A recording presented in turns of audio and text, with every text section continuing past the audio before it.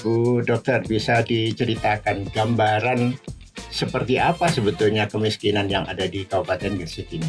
Ternyata angka kemiskinan di Kabupaten Gresik saat ini posisinya sudah ada di 10,36%. Ya, artinya sekalipun mereka punya kendaraan, bukan berarti mereka bisa disebut terlepas dari kemiskinan. Betul sekali. Terkadang justru kendaraan itu justru memberikan kemudahan akses, kemanfaatan untuk menjangkau fasilitas-fasilitas yang dibutuhkan, terutama fasilitas kebutuhan dasar. Ya. Kekhawatiran saya kan orang-orang miskin dipelihara oleh negara. Nah itu dia, berlindung di undang-undang. Khawatirnya dipelihara itu malah beranak pinak. Nah ini yang susah. Baik, apakah pimpinan kita punya niatan untuk bisa menyelesaikan persoalan ini? Sangat punya, Bapak. Seperti apa? Setiap kali awal tahun begitu, Dinsos selalu diberi kesempatan untuk memaparkan data. Oke. Kemudian secara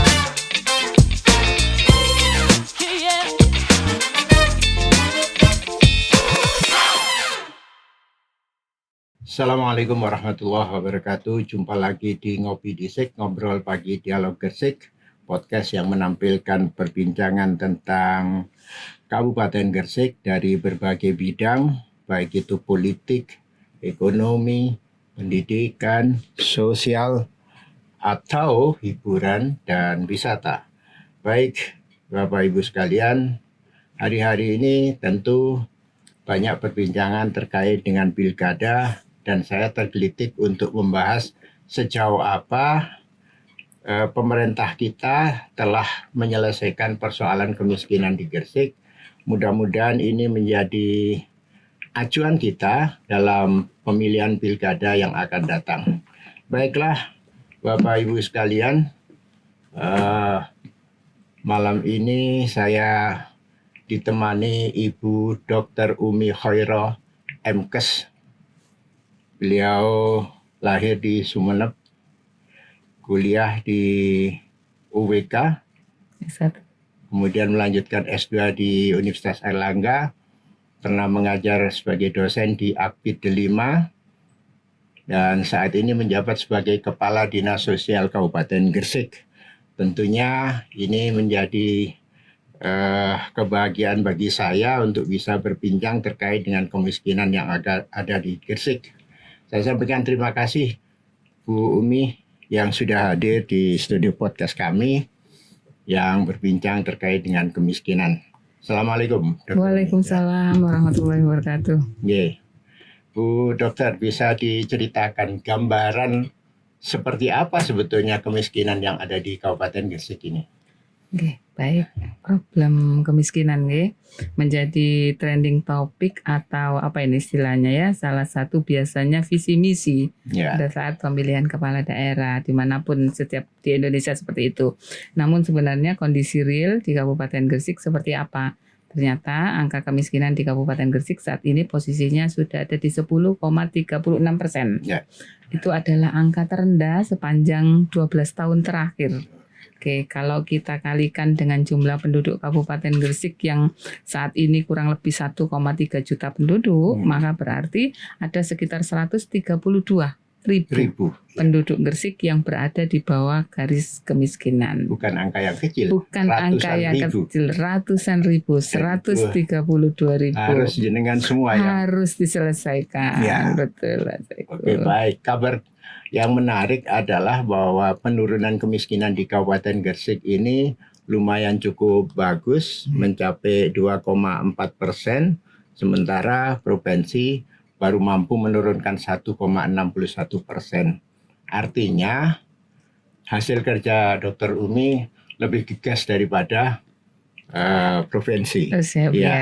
Kerja bersama Bapak, karena kemiskinan tidak bisa hanya diselesaikan satu dinas saja, dalam hal ini hanya dinas sosial, tapi ini sebenarnya adalah sebuah kerja bersama. Seperti apa sebetulnya Seperti- gambarannya, Bu? Oke, kalau kita bicara kerja bersama dari sisi pemerintahan di Kabupaten Gresik itu ada namanya tim penanggulangan kemiskinan, Bapak.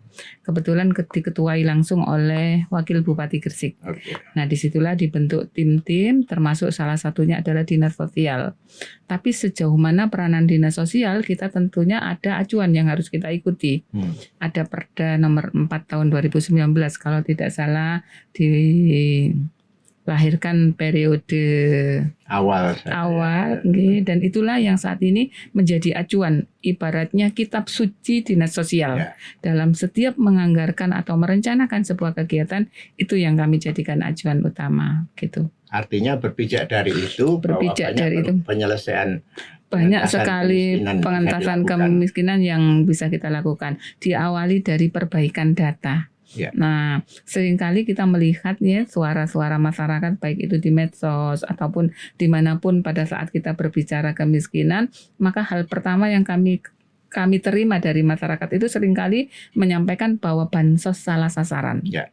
Selama ini pemberian bansos cenderung adalah ada konflik kepentingan dari orang-orang tertentu gitu. Ya. Nah, di periode ini Dinsos Kabupaten Gresik berusaha membuktikan bahwa seluruh data yang kami beri bansos itu sudah melalui tahapan verifikasi dan validasi yang akurat, sehingga bisa kami pertanggungjawabkan bahwa bansos yang kami berikan itu benar-benar untuk masyarakat yang membutuhkan.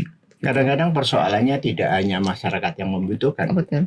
Yang lebih susah dari dia nggak dapat, sementara yang tidak terlalu susah dari mereka malah dapat. Ini persoalannya. Persoalannya seperti itu nggih Bapak. Tapi begini juga Bapak, kami sebagai pelaksana langsung pemberi bansos ya, amanah dari kepala daerah, kami sebagai pelaksana teknisnya, itu kami tentunya harus menyiapkan sebuah regulasi di mana regulasi tersebut mengamanatkan bahwa usulan penerima bansos harus berasal dari pemerintah desa atau kelurahan. Karena sekali lagi yang tahu warganya secara langsung dia membutuhkan atau tidak itu adalah pemerintahan desa atau kelurahan, sehingga kami tidak bisa serta-merta menerima dari pihak-pihak tertentu, mungkin begitu tidak bisa. Kami benar-benar menerima usulan penerima bansos itu adalah dari pemerintah desa atau kelurahan, dan itu dibuktikan secara tertulis bahwa yang bersangkutan ini benar-benar membutuhkan bantuan begitu. Ya, persoalannya tidak semua kepala desa maupun lurah itu berlaku adil. Oke, siap Bapak. Ya. Nah, inilah sekali lagi kami mohon dukungan, mohon support bersama. Kalau memang kemudian ternyata di desa tersebut ada yang lebih membutuhkan, maka masyarakat tersebut bisa direct ke Dinsos. Bisa direct menghubungi Dinsos, call center yang sudah kami siapkan. Ada 5 jenis komunikasi kami dengan masyarakat yang sudah kami bentuk, mulai dari website, IG sampai nomor WA dan sebagainya, itu kami publis. Silakan informasikan ke Dinsos bahwa si A ternyata kondisinya begini-begini dan membutuhkan bansos begitu. Nah, kemudian kami akan lakukan verifikasi, validasi, kami lakukan kunjungan rumah untuk benar-benar mendata. Kalau memang sekiranya itu memenuhi, kami upayakan untuk mendapatkan bansos. Tahapannya seperti itu, Bapak. Apa yang dipersyaratkan dari tindakan semacam ini? Tindakan semacam ini persyaratan kami, kami mundur sedikit ke belakang dari yang kami ceritakan tadi, bahwa acuan kami nomor 1 adalah Perda 4 tahun 2019 tersebut. Kemudian kami tindak lanjuti Bapak. Ini memang cukup dikatakan sangat terlambat. Perda lahir tahun 2019 sampai kemudian sampai 2024 ini kita belum punya perbubnya. Lucu banget begitu. Sementara kita tahu bahwa problemnya adalah data, gitu. Oke, kami inisiasi walaupun sebenarnya ini bukan tusinya Dinsos melahirkan perbub tindak lanjut dari perda tersebut, kita awali saja, sudahlah, bukan perkara ngalah atau apa, tapi ini demi masyarakat. Kami buat indikator kemiskinan versi Kabupaten Gresik, yang insya Allah sebentar lagi sudah akan kita launching lengkap dengan aplikasinya. Di situ ada indikator jelas Bapak, tidak mengikuti indikator pusat, tapi benar-benar menyesuaikan dengan local wisdom kita. Ya, apa saja yang berbeda dengan ada 12 pusat? Ada 20 indikator utama begitu. Tetap secara prinsip utama adalah pendidikan dan kesehatan. Ya. Kemudian ditambah dengan tempat tinggal. Ya. Oke. Baru kemudian pekerjaan, jumlah anak dan sebagainya. Tidak lagi hanya berasumsi lantai rumah, atap rumah. Itu kalau di Gresik kalau kita menganut itu tidak mungkin ada. Ada memang, tapi mungkin hanya 1-2. Ya. Nah, inilah kemudian yang kami buatkan indikator secara tersendiri sesuai dan insya Allah sudah mengalami tahapan uji, gitu Bapak. Ya. Kami uji publik, termasuk dengan pas diskusi dengan wakil rakyat, dengan dunia pendidikan kami libatkan, kemudian perangkat desa juga karena bagaimanapun mereka yang akan menjadi decision maker kan, yang akan melaksanakan secara teknis usulan-usulan atau memasukkan data masyarakat miskin tersebut. Nah, secara ini kami nasional ada 13 indikator. Betul sekali, ada 13 indikator. Anda mengganti dari 13 indikator yang ada atau menambah? Menambah. Ya. Jadi 13 indikator yang ditetapkan oleh Kemensos, keputusan Menteri Sosial, itu kami telaah, kami analisa, kemudian kami sesuaikan, kami tambahkan beberapa poin. Jadi pilihannya tidak hanya 3, kami tambah jadi 4 begitu, karena memang kondisi di Gresik. Kemudian kami tambah dengan produk-produk lokal, bukan produk lokal, kebijakan-kebijakan lokal sesuai dengan kondisi di Kabupaten Gresik. Apa saja itu? Seperti itu. Baik, sebentar Bapak, saya kurang hafal, tapi ini saya bukakan data. Nah, 12 indikator tersebut adalah terdiri dari Nah ini ya, kita mulai. Nomor 1 adalah status kepemilikan rumah, kemudian dinding rumah itu kita lihat luasnya, bukan terbuat dari bukan terbuat dari tembok atau bukan tembok begitu, tapi kita lebih kepada luas. Kemudian luas lantai bangunan, lantai fasilitas BAB Bapak, karena ini juga menjadi indikator kesehatan. Kemudian sumber air minumnya, sumber penerangan, bahan bakar utama yang dipakai, apakah dia menggunakan pertamax, pertalit atau gas alam dan sebagainya. Listrik. Pendidikan.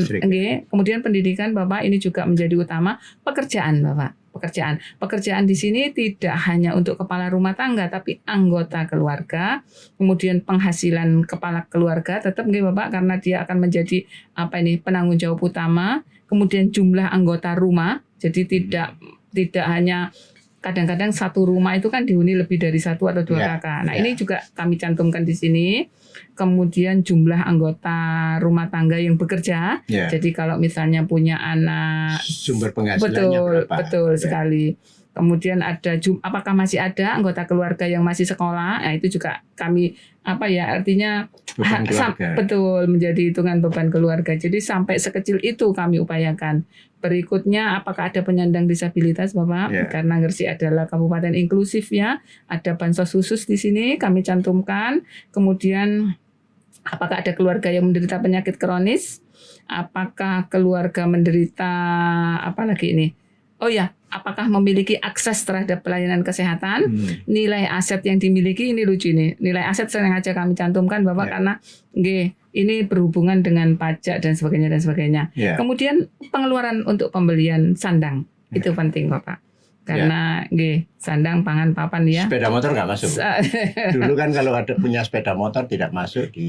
Jadi kami tidak menyebutkan kendaraan bermotor ataupun langsung kita berbunyi aset.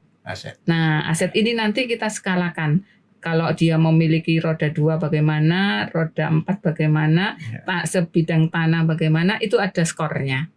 Begitu, jadi kami menggunakan teknik scoring Bapak. Ya, artinya sekalipun mereka punya kendaraan, bukan berarti mereka bisa disebut terlepas dari kemiskinan. Betul sekali. Terkadang justru kendaraan itu justru memberikan kemudahan akses, kemanfaatan untuk menjangkau fasilitas-fasilitas yang dibutuhkan, terutama fasilitas kebutuhan dasar. Gitu. Apalagi kalau misalnya kemudian kondisi asetnya ini dia dalam masa cicilan. Ini juga dihitung di tempat kami sampai seperti itu.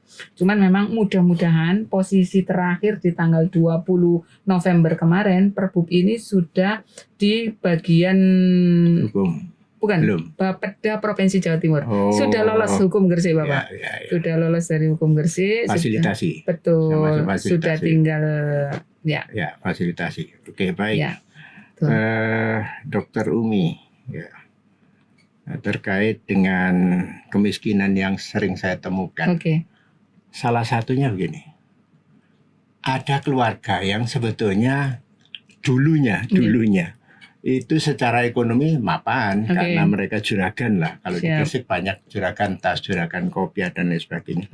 Tahu-tahu bangkrut. Ya, asetnya masih ada, tapi pendapatan dia sudah tidak cukup untuk menghidupi keluarganya. Baik. Apa yang dilakukan Dinsos? Oke.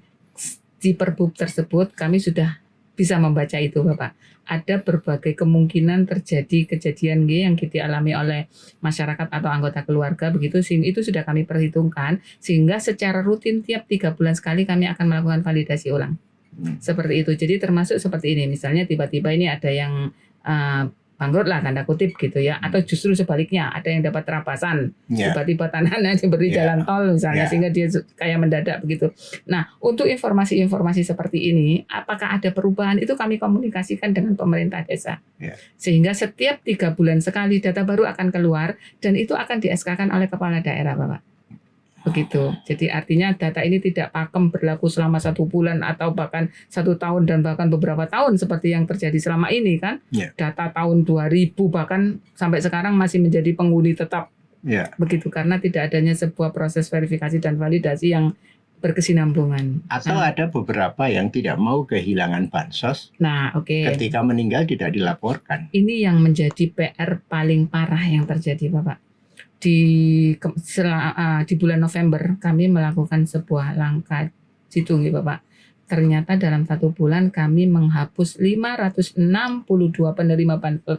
Karena meninggal? Bukan karena meninggal, dan ada yang meninggal 11 tahun yang lalu. Masih menerima bansos. Begitu. Ini kami coba hapus, kemudian kami sosialisasikan kepada desa dan para pendamping sosial, baik pendamping PKH maupun TKFK kami, bahwa kalau memang dia masih layak untuk menerima bansos, maka bila ada keluarga atau kepala keluarganya meninggal, tolong lapor ke dinas sosial. Namanya diganti. Betul sekali, namanya ganti pengurus, Bapak. Betul, seperti bukan itu. Berarti kemiskinan yang diwariskan. Betul, bukan kemiskinan yang diwariskan. Dengan catatan benar-benar memang membutuhkan loh, Bapak. Jangan sampai ya itu tadi, kemiskinan kok menetapkan begitu susah nanti jadinya. Kekhawatiran saya kan orang-orang miskin dipelihara oleh negara. Nah itu dia, berlindung di undang-undang. Khawatirnya dipelihara itu malah beranak pinak. Ini yang susah. Baik. Ada yang disebut kemiskinan ekstrim. Seberapa kondisi kemiskinan ekstrim yang ada di Gresik ini? Baik, Bapak. Izin tanpa bermaksud di proses debat pilkada kemarin ya, salah satu pertanyaan panelis adalah ada berbagai banyak sumber data terkait kemiskinan. Saat ini ada 3, minimal 3. 1 DTKS dari Kementerian Sosial, 2 P3KE, yang ketiga BPS. Bagaimana menyikapi? Dinsos sudah punya jawabannya. Itu tadi, Bapak. Seperti Perbub. apa? Yaitu tadi kami lahirkan Perbub ini, indikatornya jelas, kemudian kita akan punya produk data kemiskinan Kabupaten Gresik sereal-realnya. Berdasarkan data inilah nanti yang akan diintervensi bersama. Bukan hanya berdasarkan P3KE, bukan hanya berdasarkan DTKS atau BPS. Tapi kita akan punya data kemiskinan Gresik, 1 data kemiskinan Gresik yang harapannya menjadi irisan dari sekian sumber data itu. Benarkah BPS menyatakan bahwa ada 132.000? Ini yang akan kami cari, Bapak. 132.000. Kalau data sampean ada berapa? Kalau data kami banyak sekali, Bapak. Jujur banyak sekali. Lebih banyak dari 132.000. Lebih banyak dari 132.000. Kalau kita hanya mau berbicara 132.000, saat ini saya berhitung. Jumlah penerima bansos PKH berjumlah 34.000. Coba dihitung, teman-teman. Kemudian jumlah penerima sembako 81.000. BPLT itu. Betul, Bapak. 81.000. Jumlah penerima PKH inklusif 1.400. Jumlah penerima bansos janda miskin ada kurang lebih 21.000 terakhir. Terakhir. Saya nggak bicara yang kemarin-kemarin. Kalau itu di total, belum lagi bansos alat bantu untuk mobilitas dan sebagainya, lebih dari 132.000. Kenapa angka kemiskinan ini belum turun? Berarti ada something wrong kan?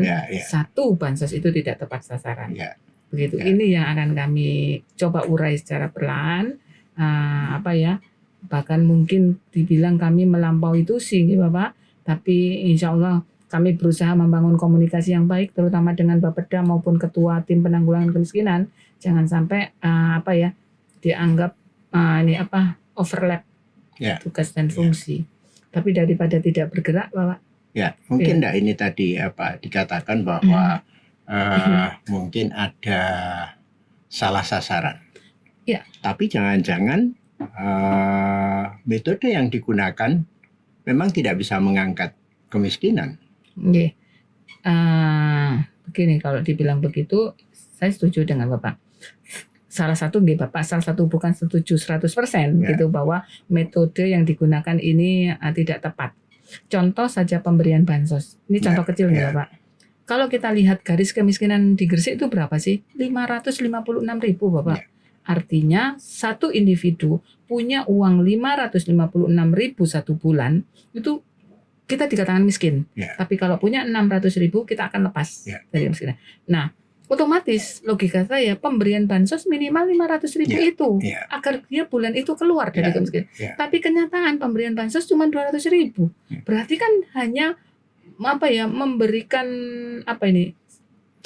sebagian kecil dari kebutuhan pokoknya. Tidak bisa, tidak cukup untuk memenuhi kebutuhannya. Gitu. Cuman ya memang kadang-kadang di sini kami harus berargumen atau bertentangan dengan banyak pihak. Tapi kemudian kalau pihak yang menjadi decision maker tersebut bisa menerima penjelasan kami bahwa alasan kami kenapa bansos di BHSyati kita beri 500.000. Angka ini terlalu besar. Kenapa tidak dibagi 200 begitu? Tidak. Ini loh alasannya. BPS menyatakan garis kemiskinan di Gresik 556.000. Ini yang harusnya kita pegang. Begitu Bapak. Baik. Bu Dokter. Siap.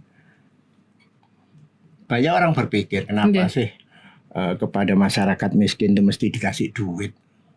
Kenapa tidak dirangsang untuk berusaha misalnya? Atau jenengan punya pilah-pilah mana yang ini tidak bisa diajak berusaha, ini yang masih bisa diajak berusaha. Apa sebetulnya yang harus dilakukan? Itu tadi Bapak. Sebenarnya langkah pertama itu data kemiskinan itu dulu ya. Sehingga dinas pemerintahan dengan berbagai, baik itu pemerintahan maupun swasta, intinya menanggulangi kemiskinan itu tidak hanya menjadi tugas pemerintah, tapi ini justru adalah public private mix ya. Pemerintah, swasta itu harus berkolaborasi begitu. Nah, kemudian bagaimana dengan pemberdayaannya? Istilah pemberdayaan ya. Nah, disinilah Bapak yang sebenarnya peran dinas lain. Seperti apa? Kalau kita bicara kemiskinan, olehnya Dinsos. Sampai kapan selesai? Bicara padahal peran Dinsos cuma ngasih duitnya aja. Betul sekali. Perda nomor 4 tahun 2019 amanahnya begitu. Permensos nomor kalau kegiatan-kegiatan pemberdayaan di mana Bu? Sebenarnya kami pernah menawarkan pada saat ada rapat-rapat tingkat tinggi di pemerintahan daerah. Pada saat OPD punya program, entah itu pemberdayaan, pelatihan, minta dong data ke Dinsos. Jangan mereka memilih data sendiri, begitu. Padahal yang tahu miskin atau tidak masyarakatnya Dinsos berdasarkan laporan dari pemerintah desa atau kelurahan. Tapi ini tidak mungkin saat ini belum berjalan maksimal begitu. Nah, inilah salah satu yang sebenarnya harus kita luruskan sama-sama. Gitu. Kalau di Surabaya Bu, penanganan kemiskinan itu terpilah dengan rigid. Betul. Ada yang sama sekali sudah tidak bisa kerja, maka itu disuplai makan. Betul. Setiap hari. Ada yang masih diupayakan untuk bisa berupaya, maka ini disuplai modal pekerjaan dan seterusnya. Di Gresik ada seperti itu. Itu tadi Bapak, di Gresik sejak Perda lahir sampai sekarang kita belum punya data kemiskinan yang real. Surabaya sudah start duluan tahun 2021. Mereka sudah punya satu data kemiskinan, begitu. Sehingga semua harus tahu data ini, dikerjakan bersama. Data ini disampaikan setiap OPD bisa mengakses di aplikasi itu siapa yang miskin di daerah ini, siapa yang miskin di daerah itu. Kemudian bagaimana kondisi kemiskinannya, kategori apa. Oh, ternyata dia butuh pekerjaan. Dilatih dulu sampai bersertifikat, demikian seterusnya. Pemberdayaan. Punya sampai Anda ada? Sampai saat ini belum ada. Belum. Belum, karena memang tim belum bisa secara maksimal berkolaborasi dan berkoordinasi. Kalau terkait dengan political will, apakah pimpinan kita punya niatan untuk bisa menyelesaikan persoalan ini? Sangat punya, Bapak. Seperti apa? Jadi salah satu bukti setiap kali saya ingat ya, setiap kali awal tahun begitu, Dinsos selalu diberi kesempatan untuk memaparkan data. Kemudian secara secara lisan pun beliau menekankan kepada kepala OPD untuk meminta data ke Dinsos siapa yang akan dilakukan intervensi. Bahkan beliau tahu betul 5 kecamatan yang menjadi kantong-kantong kemiskinan. Begitu, sehingga banyak program yang secara physically baik itu pembangunan jalan diarahkan ke sana karena beliau paham betul di mana titik-titik kantong kemiskinannya. Begitu. Pernah enggak pimpinan itu memberikan arahan yang secara teknis jenengan lakukan dan itu ada tingkat keberhasilannya? Ada, Bapak. Ada, seperti apa? Seperti gini, contohnya adalah pada saat kami melakukan contoh kecil nih, Bapak, pendistribusian bansos. Contohnya di BHJT. Bansos di BHJT. Ada banyak sekian bansos begitu. Kenapa saya begitu bansos PKH inklusif dan di BHJT ini begitu aware kami, kepedulian Dinas Sosial terhadap 2 jenis bansos ini begitu tinggi. Kami siapkan segala sesuatunya, tidak hanya regulasi, data pun kami pilah, benar-benar pilah. Itu adalah karena kami menggunakan dasar garis kemiskinan yang 556.000 tadi. Nah, pemilihan data kami sampaikan ke Bapak Bupati, begini strategi gini. Oke, beliau menyampaikan pusatkan di sini, Dok. Kalau kita lihat secara persentase 5 kecamatan yang kantong kemiskinan 5 kecamatan dengan angka kemiskinan tertinggi ada di sini dan di sini. Dia perbanyak. Yang ini juga demikian, seperti itu. Dan itu kami ikuti. Jadi benar-benar political will beliau itu yang teknis. Begitu insya Allah akan diikuti oleh Dinsos. Nah, ternyata benar, inilah kemudian yang secara signifikan menurunkan angka kemiskinan. Ya, hal dasar yang mesti dipunyai tadi yang dikatakan bahwa data mestinya valid. Betul. Dan satu data kemiskinan yang bisa diandalkan. Betul. Sejauh ini belum tercapai. Sejauh ini belum tercapai, Bapak. Jadi karena memang ibaratnya kami mengistilahkan Dinsos baru. Mohon maaf, Dinsos baru nggih. Mungkin selama ini cukup lama Dinsos tertidur gitu sehingga kita start perbaikan internal. Kita kan harus berjalan beriringan nih. Bagaimana perbaikan internal, bagaimana perbaikan eksternal. Kami harus sama-sama berjalan dengan keterbatasan resource, gitu, Bapak. Baik itu SDM, kompetensi, sumber dana dan sebagainya, begitu. Akhirnya kami otomatis untuk memulai ini semua kita cukup terlambat, begitu. Tapi kita berupaya selama 2,5 tahun keberadaan kami berupaya memaksimalkan titik-titik yang bisa kami lakukan intervensi. Begitu, termasuk dengan urusan data, Bapak. Kendalanya apa sih, Bu? Kendalanya resource, Bapak. Definisi resource. Saya kan berpikir begini, gampangannya lah. Kalau RT RW itu tak sangoni 50.000, saya minta datanya, masa nggak muncul sih? Kalau hanya seperti itu, yang akan terjadi adalah political will di tingkat desa juga cukup signifikan berpengaruh. Nah, verifikasi dong. Oke, pada saat akan melakukan verifikasi, indikator mana yang akan kita gunakan? Ya yang jenengan tetapkan tadi. Baru ditetapkan. Itu pun belum kami terima. Karena tanggal 20 November kemarin baru fasilitasi. Betul, gitu, Bapak. Jadi tidak punya dasar untuk menyelesaikan persoalan. Punya dasar untuk menyelesaikan. Tapi artinya kemiskinan kita masih bulat. Masih buletisasi. Tapi Bapak, kami meyakinkan bahwa ada sebuah proses clean and clean data DTKS yang kami miliki. Progres lah. Betul, itu berprogres, Bapak. Ya. Termasuk izin ngapunten sangat ya, kalau hari ini harus saya ungkapkan UHC. Ya. Bertahun-tahun kita tidak bisa menyelesaikan usahanya karena masalah data. Ya. Begitu. Proses cleansing and cleansing ini dilakukan dalam waktu kami 6 bulan menyelesaikan. Apa kita tidak punya orang yang ahli di bidang pengolahan data ini? Oh punya Bapak. Sepertinya kok di Gresik terus terang hampir semua data yang dimiliki itu saya tidak bisa mempercayai validasinya. Gitu. Banyak Bapak, cuman mungkin right man in the right place yang perlu kita tanyakan. Secara pribadi saya mengatakan itu. Atau like and dislike. Jangan-jangan itu yang terjadi. Wow, alam kalau itu. Tapi kalau secara pribadi saya menyatakan right man in the right place ya. Ya, oke. Bu Dokter, menurut jenengan target penurunan kemiskinan ke depan seperti apa? Secara artinya saya melihat 132.000 dan ini kalau dikumpul alun-alun nggak cukup Bu. Secara dinas sosial nih Bapak, saya punya target tahun depan 2025 kita harus ada di 1 digit 9, gitu. Kenapa saya yakin? Kenapa saya yakin seperti itu? Saya sudah berhitung dengan sekian jenis bansos. Kami pastikan intervensinya adalah benar-benar tepat sasaran, khususnya yang APBD maupun DBHC itu ya, yang bukan APBN. Kalau APBN ini kan murni data itu adalah data DTKS. Ya, DTKS yang artinya di pusat. Betul, mereka comot aja data di situ gitu tanpa melalui proses verbal. Kita tidak bisa intervensi. Betul, kita tidak bisa intervensi maksimal. Tapi bagaimana yang kabupaten ini harus kita pastikan tepat sasaran. Itu Bapak. Baik, masyarakat kita kalau saya mendengar uraian yang disampaikan Dr. Umi tadi, kayaknya begitu banyak sekali bantuan yang digelontorkan untuk masyarakat kita. Bisa dipilah Bu, apa saja yang sebetulnya bisa diberikan kepada masyarakat, kemudian segmen yang mana saja, kemudian akses yang bisa dimanfaatkan oleh masyarakat seperti apa. Oke, baik. Kalau kita lihat indikator kemiskinan tadi nih Bapak, indikator kemiskinan otomatis karena saya adalah dinas sosial, kami akan membatasi di versi dinas sosial saja. Karena ini kan bukan kewenangan kami untuk menyampaikannya.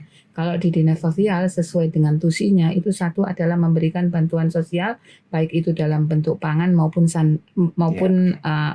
bantuan langsung tunai, BLT begitu. Nah, ada berapa macam di Kabupaten Gresik?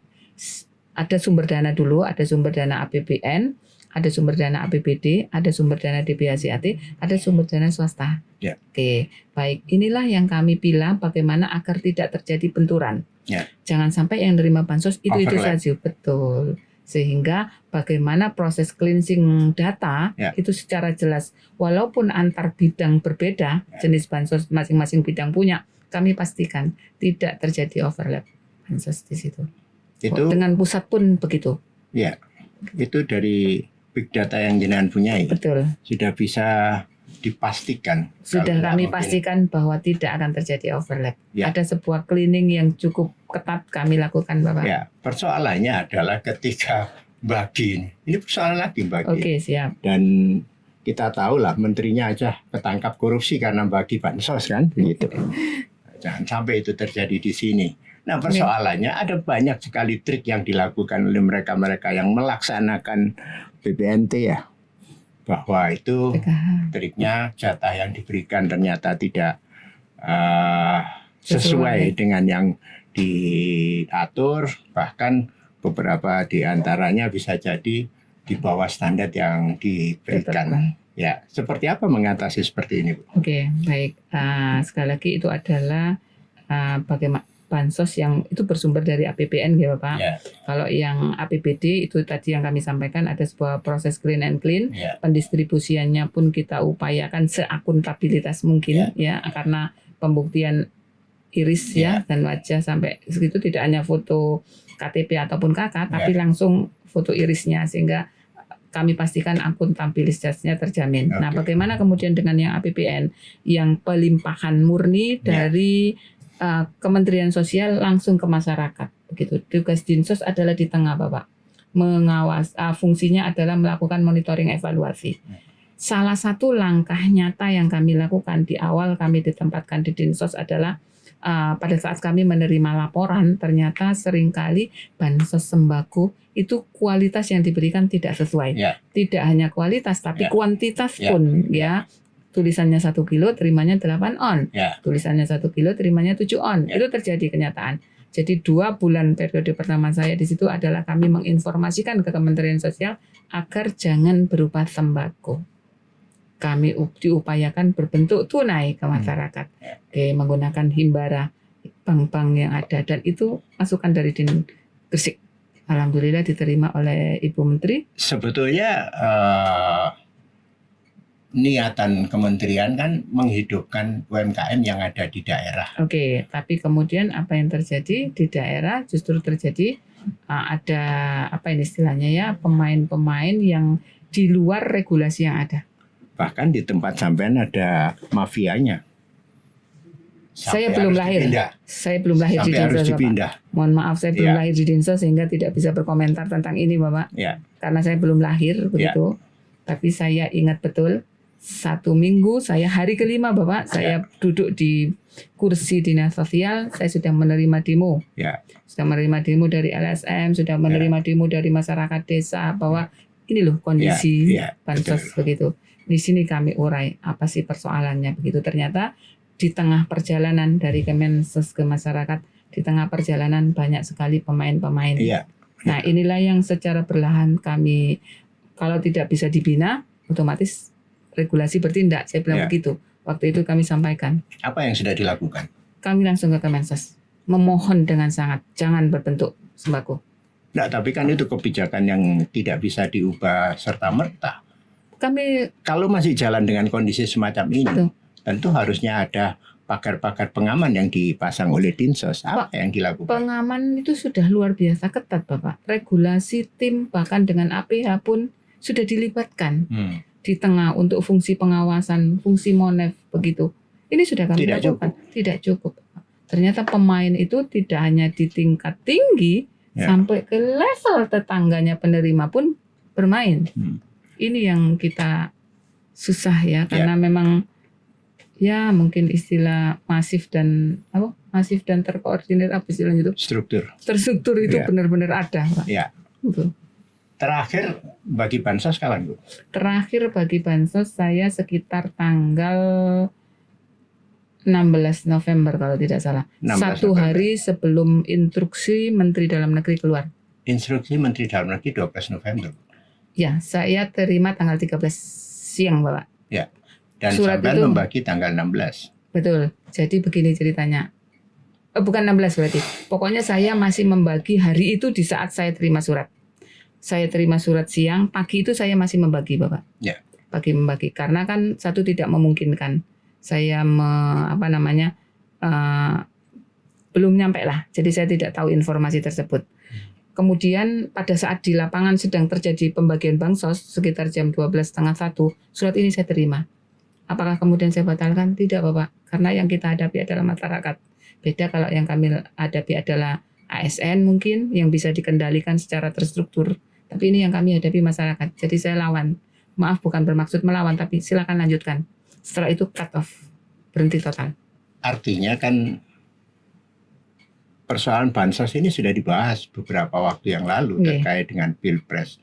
Bahwa betapa bansos itu mempengaruhi pemilihan dan seterusnya. Kenapa masih dilanjutkan? Oke. Ini pertanyaannya adalah terkait dengan time schedule yang harus dilaksanakan oleh Dinas Sosial di dalam penyerapan penganggaran. Di mana amanahnya adalah bahwa pembagian bansos yang kebetulan saya bagi adalah ada 2, PKI Inklusif dan DPHCAT, itu amanahnya adalah ada di tribulan keempat 1 kali. Oke, tribulan keempat ada di bulan November, kami schedulekan seperti itu. Karena kan kita by sistem ya, ada SIPD, sistem elektronik pemerintahan lah istilahnya. Di mana sistem informasi pemerintah daerah. Di situ kami cantumkan time schedule-nya ada di November. Begitu. Apakah kemudian kami tahu waktu membuat time schedule bahwa pilkada akan dilaksanakan di akhir November? Kami tidak tahu. Karena time schedule ini kami buat di akhir 2023. Ya, artinya kan setelah tahu juga masih bisa bergeser, Bu. Time schedule kan bukan harga mati yang harus dilaksanakan. Betul, tapi kemudian bagaimana dengan kondisi anggaran daerah? Apakah semuanya akan dilakukan, kemudian kita melakukan percepatan pembagian bansos diperbolehkan? Tentunya pihak berwenang dalam hal ini decision maker untuk pendistribusian atau pembagian anggaran daerah harus berpikir keras. Enggak, selama ini jenengan tahu enggak bahwa bansos itu berpengaruh pada keterpilihan? Seperti dibuktikan waktu Pilpres. Dan itu banyak ahli yang menyampaikan. Kalau saya pikir 100%, saya tidak mengatakan 100%. Oke, bahwa bansos itu benar-benar berpengaruh. Saya tidak nyampe ke angka 100% ya untuk itu. Tapi memang saya akui bansos cukup berpengaruh. Nah, artinya kenapa tidak berpikir, Anda juga berpikir untuk menggeser bansos itu schedule-nya untuk bisa melewati pilkada misalnya.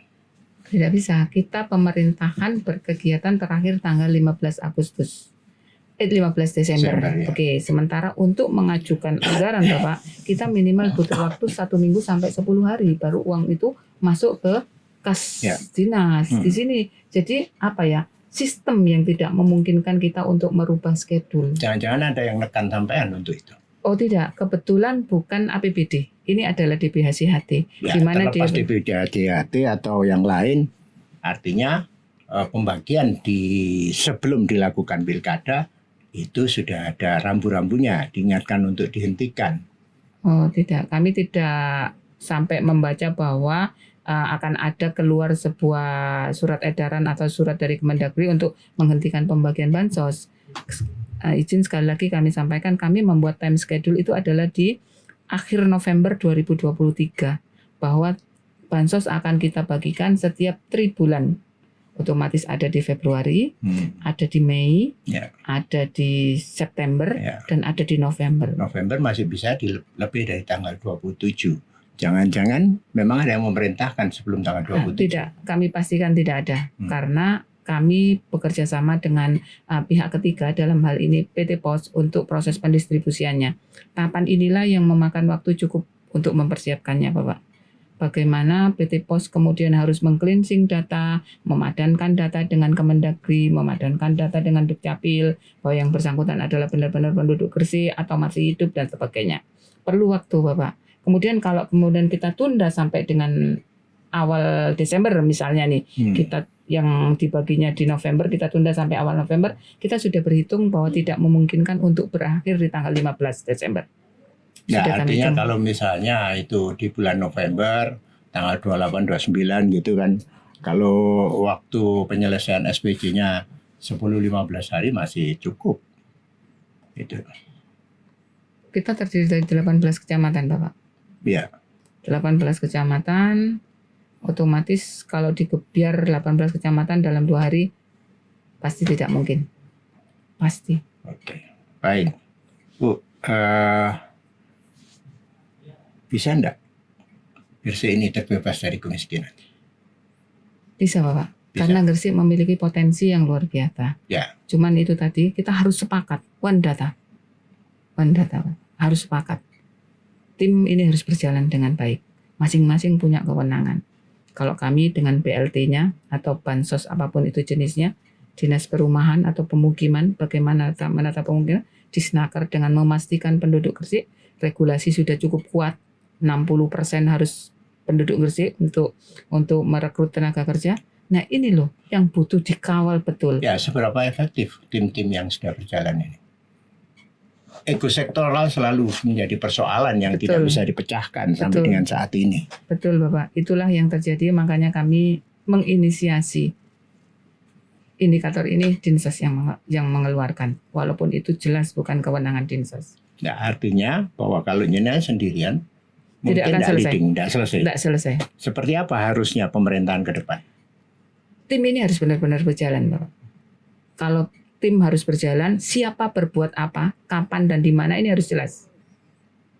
Bahwa kemiskinan jangan oleh hanya ke Dinsos, banyak yang harus ditoleh. Disnaker harus ditoleh, pendidikan harus ditoleh. Apakah cukup dengan PIP? Tidak cukup, Bapak. Bagaimana keberlangsungan daripada PIP itu?